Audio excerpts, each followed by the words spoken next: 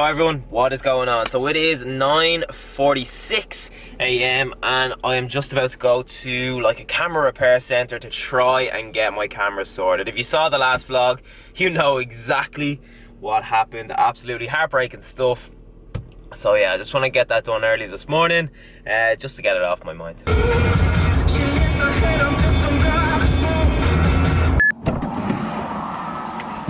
Oh, alright, so that is that sorted. Ugh.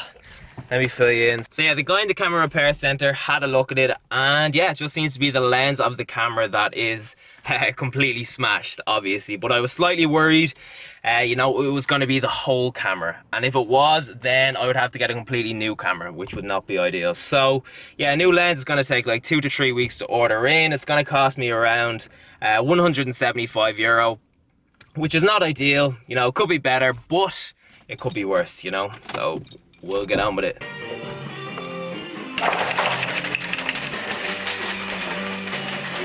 Oh God. We're on the move. Leg day with the bro. About to go down. Hopefully he doesn't drop my camera. What? Yo everyone, what is going on? Welcome to my leg session. So I always like to begin legs with about 10 to 15 minutes of moderate intensity cardio on the elliptical, and I just find this gives me a chance to zone out, gets my heart rate up, it gets my legs moving, and it, you know, it just helps me really focus on the session ahead. And you'll also see that I like to do this thing where I kind of bend over while doing the elliptical as if I was at the bottom of an RDL, and this just gives me like a really nice stretch on my hamstrings and works them in that lengthened position, which is, you know, really good preparation for the workout ahead. Alright, so next up we are moving on to the main movement of my leg workout, which is 4 sets of 8 on the leg press. And a question that I get asked a lot is, do you need to squat to grow bigger legs? And the answer is simply no. So the squat is a great exercise, but there are plenty of other exercises that work your glutes and your quads, and the one I'm choosing to make progress on in this training block is the leg press. So, you know, if you like squatting, then squat. If you hate squatting, or if you just feel like changing things up, then do that. Okay, so now we are moving on to my working sets, and I have 142.5 kg on each side, so 285 in total plus whatever the machine weighs. And with the leg press, it's like so important to absolutely cement yourself into the seat and grasp the handles like really hard to create tension and to create a stable base of support. And then when doing the exercise, lower the plate down as far as you can go without rounding your lower back. And once you feel your lower back begin to round, you know you've come a little bit too far and you are losing tension on your glutes and your quads, and that is not what we want. So become familiar with how far you can go, and then stick with that depth. So this weight actually went pretty smoothly, and I think I'm definitely going to up it a little the next day, and I'm aiming for 4 sets of 8 with 150 kg on each side soon enough. Alright, so next up we have dumbbell RDLs for the glutes and the hamstrings, and since I like to go really heavy on these, I use liquid chalk so I can really secure the dumbbells in my hands and not have to worry about losing grip on the final few reps. So I'm doing 4 sets of 8 with 47.5 kg in each hand, and I am pushing my ass backwards and lowering to a point where I feel a real stretch on my hamstrings before reversing the movement. And I really like angling the dumbbells so they're not like right down by my side, but they're not directly in front of me either. And that's actually why I prefer dumbbell RDLs to the barbell variation, because whenever I go heavy on the barbell RDL, my lower back starts to ache a little, but I never have that problem when the dumbbells are angled like this during the dumbbell variation. Alright, so next up we have 3 sets of 12 on the sissy hack squat, and this is actually the first time that I've ever included this exercise in my plan, and it is an absolute killer for the quads, and I absolutely love it. So as you can see, only the top half of my foot is on the platform, and I'm focusing on bending my knees, pushing them forward over my toes until I reach the bottom position and then powering back up. And if you are trying this exercise, I recommend starting like really light and gradually working your way up. I think I started with literally no weight on the machine because it is a tough exercise on your quads and on your knees as well. So just be smart. And if you don't have a hack squat machine in your gym, you could always do the normal sissy squat instead. And let me tell you, that is just as challenging. Okay, so now we are moving back to hamstrings and doing 3 sets of 12 on the lying leg curl machine. And you'll see that I kind of set myself up a little bit weird on this one. So with this exercise, to get a full contraction of the hamstrings, you need to be squeezing your glutes and pressing your hips forward into the bench at all times. So this is because your hamstrings actually function to press your hips forward as well as the glutes. So doing that whilst curling your leg will ensure you are getting them into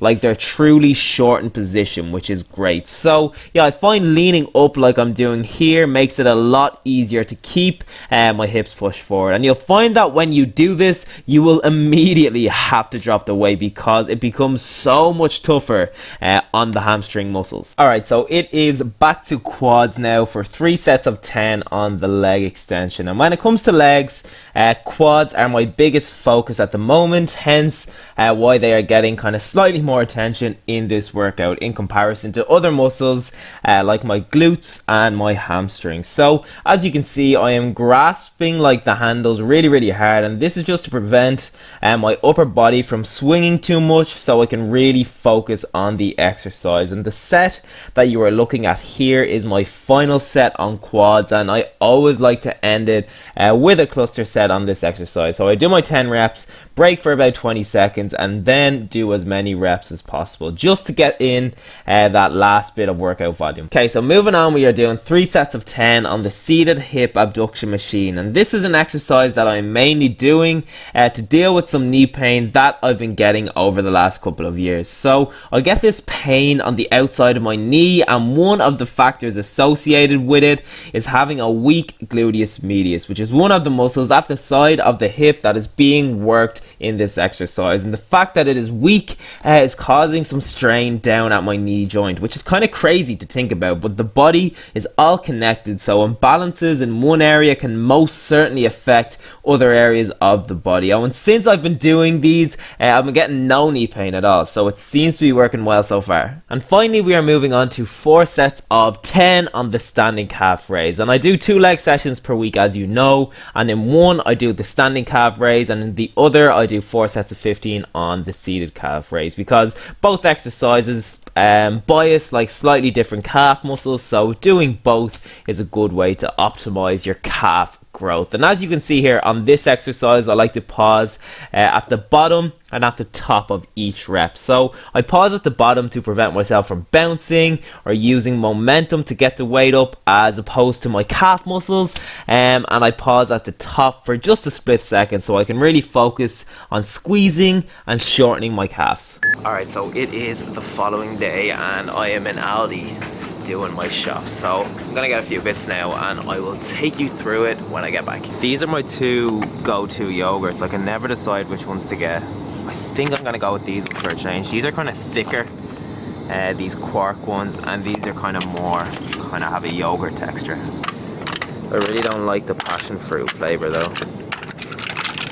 It's disgusting. Okay. These are unbelievable with salsa. Let's get to it. Alright, so quick tip when it comes to sauces is to look for ones that are less than 100 calories per 100 grams. So we have some tomato and chili pasta sauce here. Let's see the calories. So per 100 grams there is 53 calories, which is really good. Let's check the tikka.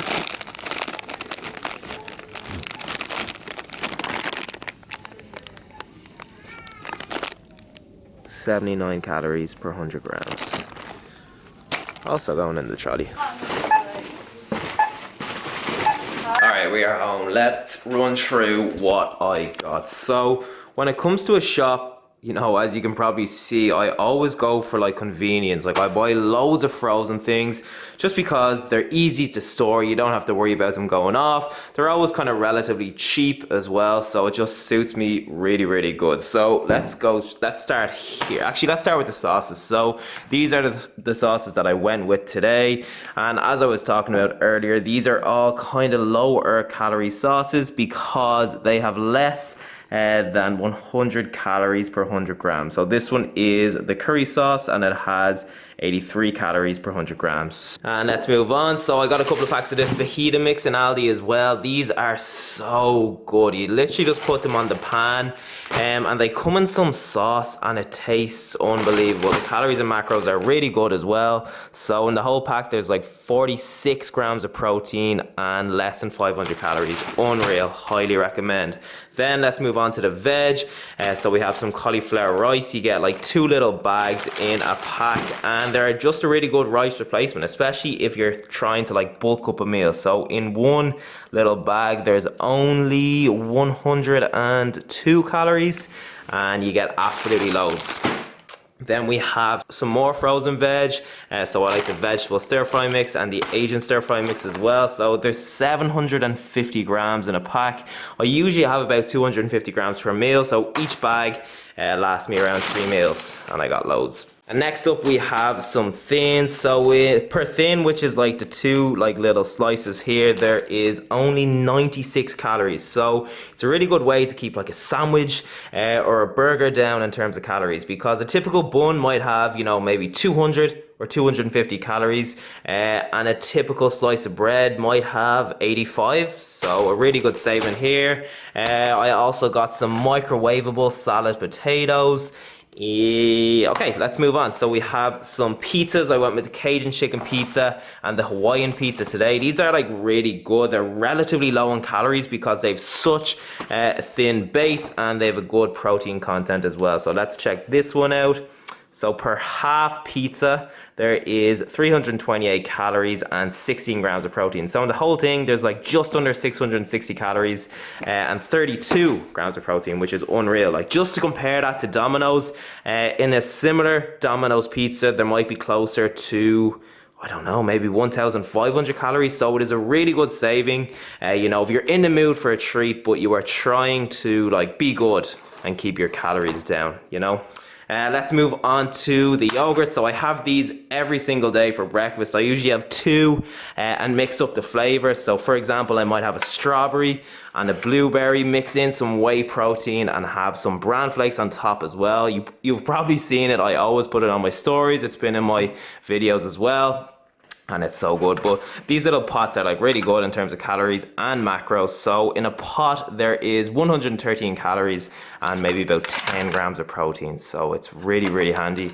And the treats, so I got some pop outs which are so good. I love having them with salsa. You can get a barbecue flavor as well, but I'm a big fan of the sour cream and onion flavor. And you know, you actually get loads of them. So for example, per 25 grams there is 105 calories, but since, you know, the little crisps are so light, you actually get loads. They fill up a bowl, which is good. And I also got some fruit pastilles as well. So yeah, that is my bulking shop. And if you've ever watched my shopping on a cut video, you'll probably see that both shops are really, really similar. And that's because, you know, there's no such thing as bulking foods and cutting foods. That's a bit of a misconception. So, for example, right, let's just say I was eating 2,500 calories per day on a cut and 3,000 calories per day on a bulk, just to make it simple. So I'm eating an extra 500 calories on my bulk. So to make that 500 calories up, I'm probably just gonna increase the portion size of my meal. So for example, instead of having maybe like 200 grams of potatoes with a meal, I might have 400 grams of potatoes with a meal. Instead of having 1 sandwich tin, I might have 2 sandwich thins. You know, and I might have 2 portions of veg instead of 1. I might have some extra sauce. So that's basically, you know, how I go about bulking anyway. Like, I don't have a cutting shopping list and a bulking shopping list because, you know, these are the foods I like. Why would I completely change my foods because I'm cutting and bulking. It's just much easier to go like down the portion size route. Alright, so I'm gonna wrap the video up there. I hope you enjoyed it, and I actually hope you enjoyed the last couple of videos where I go through my full push-pull leg split on this lean bulking series. So please comment below and let me know if you did. Let me know if you're going to use my push-pull leg split from now on. Let me know if you're going to take a few exercises from my split and put them into your split. Let me know if you have any questions, and I'll be happy to help. So thanks again for watching. Make sure you stay tuned for the next video. I'm thinking of doing a supplement video soon enough. So the supplements that I take while I am bulking. So give the video a thumbs up if that is what you want to see, and I will see you in the next one.